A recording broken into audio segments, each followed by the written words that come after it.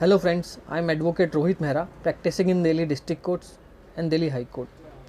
Today I would like to discuss upon the important relief being provided by Honorable Supreme Court of India to all the parties who have already won their original case, civil case, however not able to reap the fruits of the decree of the same, as their execution petitions have been pending since long.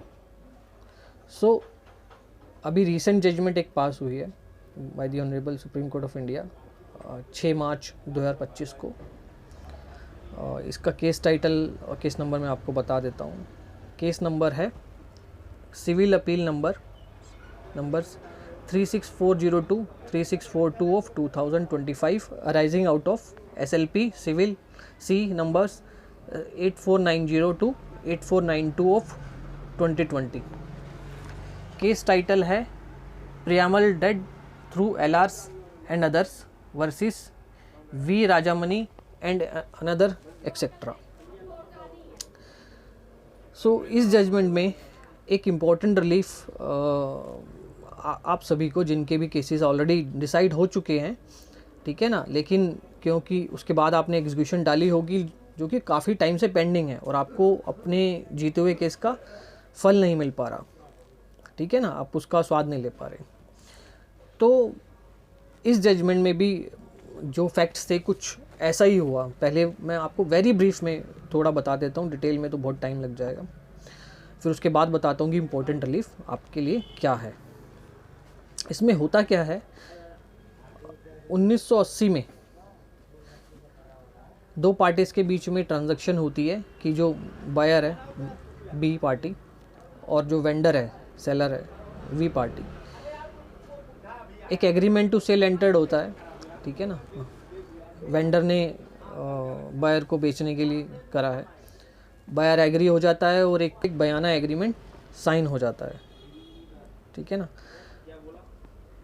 उसके बाद एक date decide होती है कि इस दिन balance consideration दिया जाएगा और जो वेंडर है वो अपनी इन सेल डीड एग्जीक्यूट करेगा इनके फेवर में, जो कि वेंडर नहीं करता बाद में।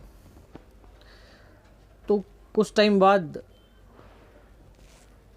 1983 में 1983 में बायर कंस्ट्रेंड होता है केस फाइल करने के लिए और केस फाइल कर देता है स्पेसिफिक परफॉर्मेंस का, सूट फॉर स्पेसिफिक परफॉर्मेंस, ठीक है ना, ताकि वो अपना एग्रीमेंट जो हुआ है उसको ढंग से परफॉर्म करे और जो सेल डीड करनी है मेरे फेवर में करे और मेरे को पोजेशन दिलाए दे उस घर की।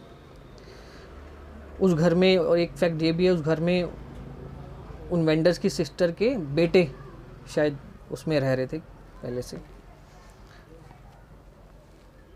तो ये जो ओरिजिनल केस, पहला केस जो इन्होंने डाला, ये जीत गए। जीतने के बाद डिसाइड हो गया इनके फेवर में।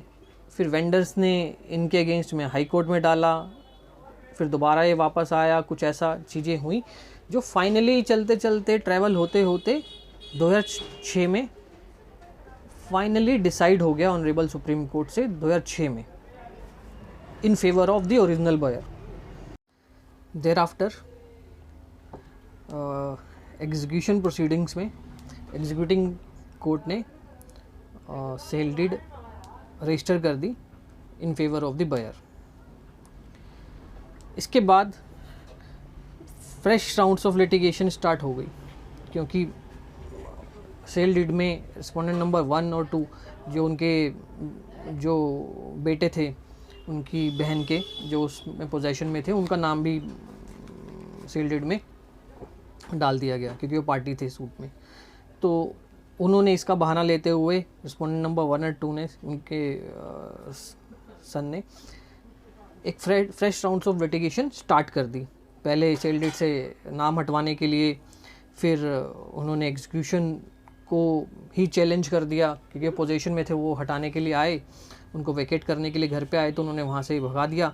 उसके बाद उन्होंने एक एप्लीकेशन डाल दी एग्जीक्यूशन कोर्ट में, जो fresh rounds of litigation start हो गई। और उसके बाद चीज़ें ऐसी बदली कि इनके ही फेवर में, जो पोजेशन में थे, जो हार चुके थे एक तरीके से, उनके ही फेवर में चीज़ें स्टार्ट हो गई फ्रेश राउंड्स ऑफ लिटिगेशन में।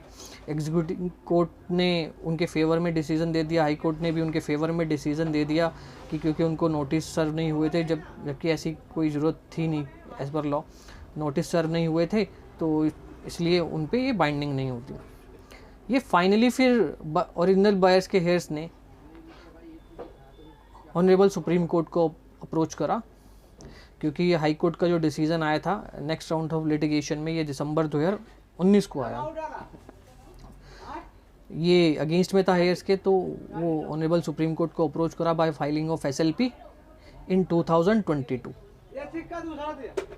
और ये SLP क्रिमिनल अपील में कन्वर्ट हुई और 2025 में रिसेंटली 6 मार्च 2025 में फाइनली डिसाइड हो गई in favour of heirs of buyer, जो ओरिजिनल बायर थे, जिन्होंने एक्चुअली में ख़रीदा था और सब चीज़ के लिए रेडी थे, इनके फेवर में डिसाइड हो गई। ये तो हो गया इस केस के बारे में।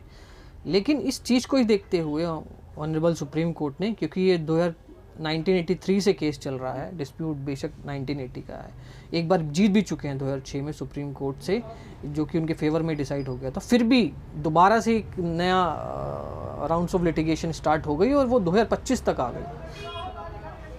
ठीक है ना, एग्जीक्यूशन में कुछ हो ही नहीं पा रहा, एग्जीक्यूट हो ही नहीं पा रही डिक्री। तो ये देखते हुए उनके केस में तो उन्होंने डायरेक्ट कर दिया कि 3 महीने में इनको किसी भी तरीके से पोजेशन दिलवाई जाए, चाहे बाय पुलिस फोर्स, कैसे भी करके, जो भी असिस्टेंस लेंगे। तो लेकिन इतनी मुश्किलों को देखते हुए और ऑनरेबल सुप्रीम कोर्ट को लगा, क्योंकि उनके पास और भी ऐसे केसेस आते होंगे कि ऐसा और भी एग्जीक्यूशन पेंडिंग होगी सालों सालों, जो लोग अपनी डिक्री का स्वाद नहीं ले पा रहे, ठीक है ना, उनको पोजीशन नहीं मिल पा रही, या और जो दूसरा रिलीफ है वो नहीं मिल पा रहा जो वो जीत चुके हैं। तो इन्होंने कुछ डायरेक्शन पास करी इस जजमेंट में। पैरा 70 में इन्होंने 70 में ये कहा कि अब केस तो डिसाइड हो गया, लेकिन कुछ डिसाइड करते हैं। फाइनली इन्होंने पैरा 75 में इस जजमेंट के ये डिसाइड करा और directions the all high courts, जो पूरे देश की हाई कोर्ट्स हैं, उन सबको, कि आप डेटा कलेक्ट कीजिए अपनी अपनी डिस्ट्रिक्ट कोर्ट से, जो भी एग्जीक्यूशंस पेंडिंग हैं, जो भी फ्रेश फाइल हुई हैं, उन सबका डेटा कलेक्ट कीजिए, और जो पेंडिंग है आज के टाइम पे। डेटा कलेक्ट होने के बाद आप एक सर्कुलर निकालिए उन डिस्ट्रिक्ट कोर्ट्स को या उन कोर्ट्स को जहां वो एग्जीक्यूशन पिटीशंस पेंडिंग हैं, डायरेक्ट करते हुए कि वो execution petitions with in 6 months decide हों किसी भी तरीके से, विदाउट फेल।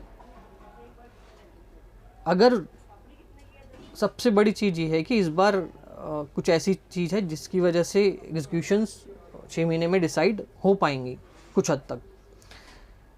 अगर ये 6 महीने में डायरेक्शन में ये भी है, उसमें ये भी हो कि अगर 6 महीने में ये एग्जीक्यूशन पिटीशंस डिसाइड नहीं हो पाती हैं, तो वो जो जज हैं वो आंसरेबल होंगे ऑनरेबल हाई कोर्ट्स को उनके एडमिनिस्ट्रेटिव साइड में, मतलब उन पे कुछ ना कुछ डिसिप्लिनरी प्रोसीडिंग्स स्टार्ट हो सकती है। तो ये एक नेगेटिव चीज़ होगी उन जजेस के जो ये डिसाइड नहीं करेंगे इन फ्यूचर एग्जीक्यूशन पिटीशंस 6 महीने के अंदर अंदर।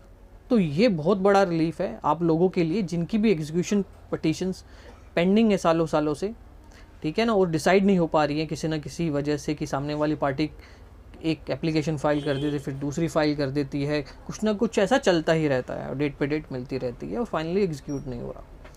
तो ये जजमेंट्स एक आपके लिए एक रिलीफ है, एक रास्ता है, जो अब कुछ टाइम बाद हाई कोर्ट जब डेटा कलेक्ट कर लेगी उसके बाद एक सर्कुलर निकालेगी डायरेक्ट करते हुए उन कोर्ट्स को जिनके यहाँ एग्जीक्यूशन पिटीशंस पेंडिंग हैं, कि वो अब उन एग्जीक्यूशन पिटीशंस को जल्द से जल्द और किसी न किसी तरीके से 6 महीने के अंदर डिसाइड करें। Otherwise the concern presiding officer would be answerable to the high court on its administrative side. तो डिसिप्लिनरी कुछ एक्शन हो सकता है। ठीक है ना। तो बेस्ट ऑफ लक आप लोगों को एंड थैंक्स अ लॉट। और ऐसी ही इम्पोर्टेंट इन्फॉर्मेशन के लिए मेरे यूट्यूब को सब्सक्राइब कर लीजिए। Thanks a lot.